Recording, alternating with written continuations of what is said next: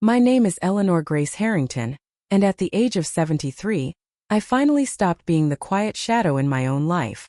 For 48 years, I had built something extraordinary in complete silence. After my husband, Thomas, died in a car accident when our only son, Benjamin, was just 9 years old, I took the small life insurance payout, barely enough to cover the funeral, and turned it into an empire.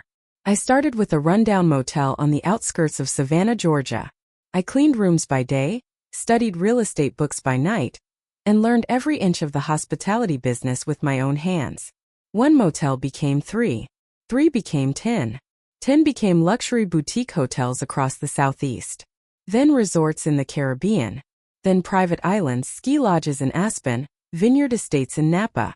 Today, Harrington Grace Collection owns 68 properties worldwide, employs over 12,000 people, and generates revenue that places it quietly among the top private hospitality companies on the planet.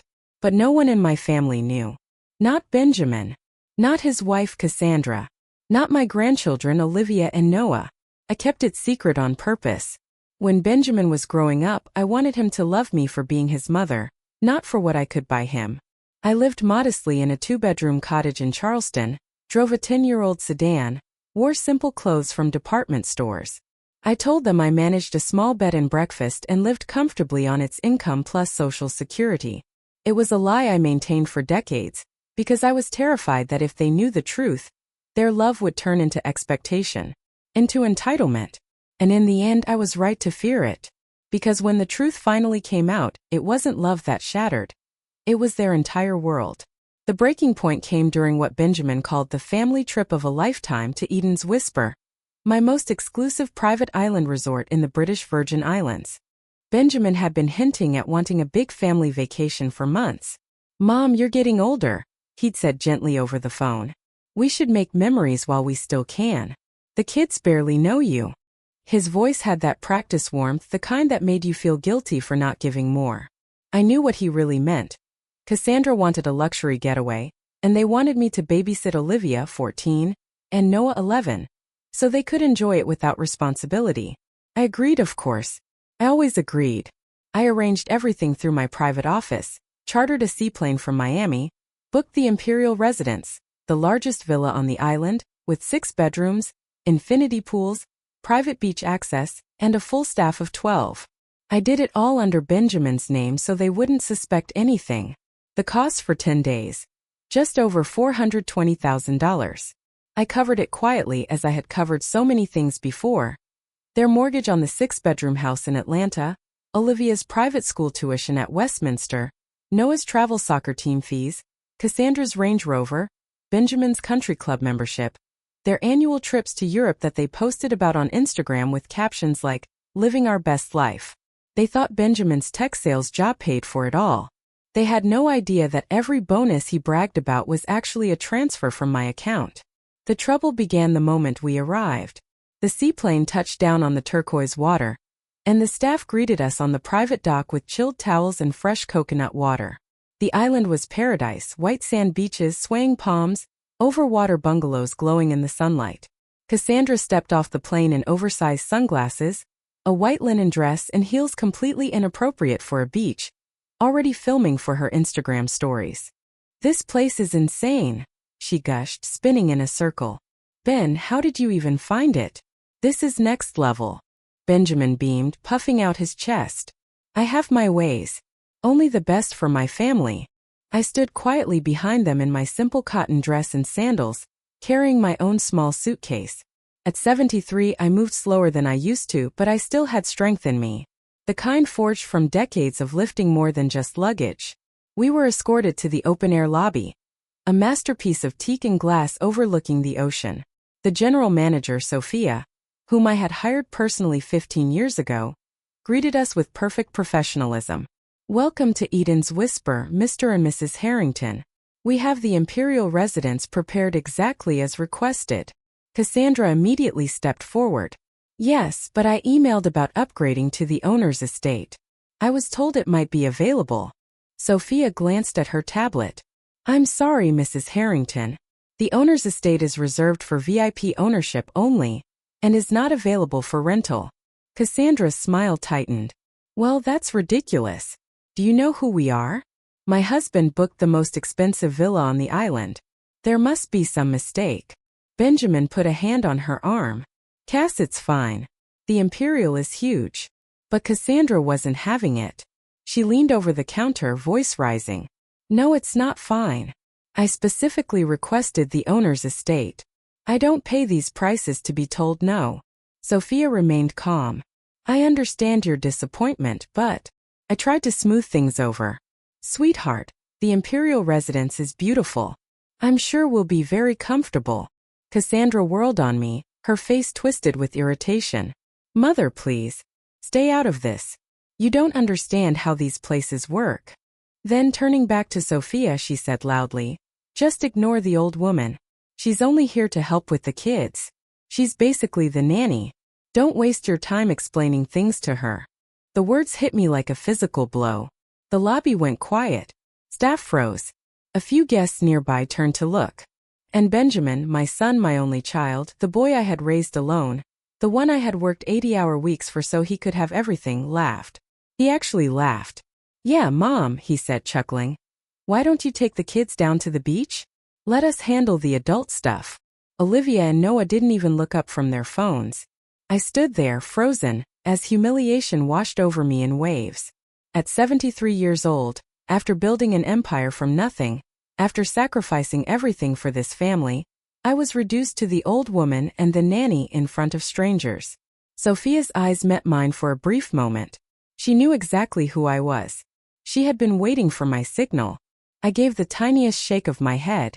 Not yet. I picked up my suitcase and walked toward the golf carts that would take us to the villa. My back straight, my heart breaking. That night, as I sat alone on the villa's private terrace watching the moon rise over the ocean, something shifted inside me. The pain was still there, sharp and deep, but beneath it something colder began to grow. Resolve. The next week unfolded like a slow-motion nightmare. Every morning, Cassandra and Benjamin disappeared for spa treatments, private yacht excursions, couples massages, wine tastings. They returned in the late afternoon, tanned and relaxed, handing the children off to me like a baton in a relay race. I spent my days with Olivia and Noah trying to connect. We snorkeled in the lagoon, built sandcastles, collected shells. I told them stories about when their father was little, how he used to love building forts in the backyard, how he cried when his goldfish died, how proud I was the day he graduated college. But the children were distant. Polite but distant. One afternoon, as we floated in the shallow water, Olivia said casually, Dad says you used to be a maid. Is that true? I paused, treading water. No, darling. I own hotels. Noah snorted. Dad says you tell stories like that because you're embarrassed about being poor. He says you live in a tiny house and he has to help you pay bills. Olivia nodded. Mom says when you get really old and sick, we'll have to put you in a home because we can't take care of you. Each word was a dagger.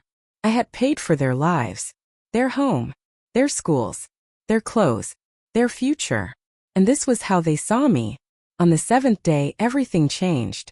Benjamin and Cassandra had gone on a private catamaran cruise with another couple they'd met, wealthy influencers from Miami. They weren't due back until evening. I took the children to the kids' club for a few hours and decided to walk the island alone. I needed air, space, clarity. I wandered along a secluded path near the staff quarters when I heard voices from a shaded cabana by the adults-only pool. It was them. I froze behind a cluster of sea grape trees. Cassandra's voice carried clearly on the breeze. I mean, honestly, how much longer can she possibly last? She's 73. 73. People don't live forever. The other woman laughed. You're terrible. No, I'm realistic, Cassandra said. Ben's an only child. When she goes, everything comes to us. The house, the savings, whatever she has. It won't be much, but it'll be something. Benjamin's voice joined in, lazy and amused. Mom's got nothing. Lives in that little cottage, barely scraping by. I've been sending her money every month for years. Feels good to be the one supporting her for once. Cassandra snorted. With my inheritance from my parents, you mean? Details, he said, and they both laughed. Then Cassandra continued. The worst part is having to drag her along on trips like this. She's so clingy. Always wanting to bond. Like, lady, we brought you so you could watch the kids. That's your job. Benjamin chuckled. Free babysitting. Can't beat it. She's so desperate for attention she'll do anything we ask. And those stories she tells the kids? Cassandra said. About owning hotels? It's honestly sad. Delusional. Early dementia probably. They all laughed again. I stood there hidden as my world crumbled. They weren't just ungrateful. They were cruel. Calculating. They saw me as a burden to endure until I died. Then a small windfall to collect. I turned and walked away before they saw me, my hands shaking. That night I made 3 phone calls. First to my attorney in New York. Then to my CFO in London. Then to Sophia. The next morning everything changed. Benjamin and Cassandra returned from breakfast glowing, ready to spend another day lounging while I watched the children. But I was waiting in the main living area of the villa, seated in a high-back chair like a queen on her throne. On the coffee table in front of me were 4 thick folders. We need to talk, I said calmly. Cassandra rolled her eyes. Eleanor, we're about to head to the spa. Sit down. Something in my voice made them pause. They exchanged glances and sat. I remained standing.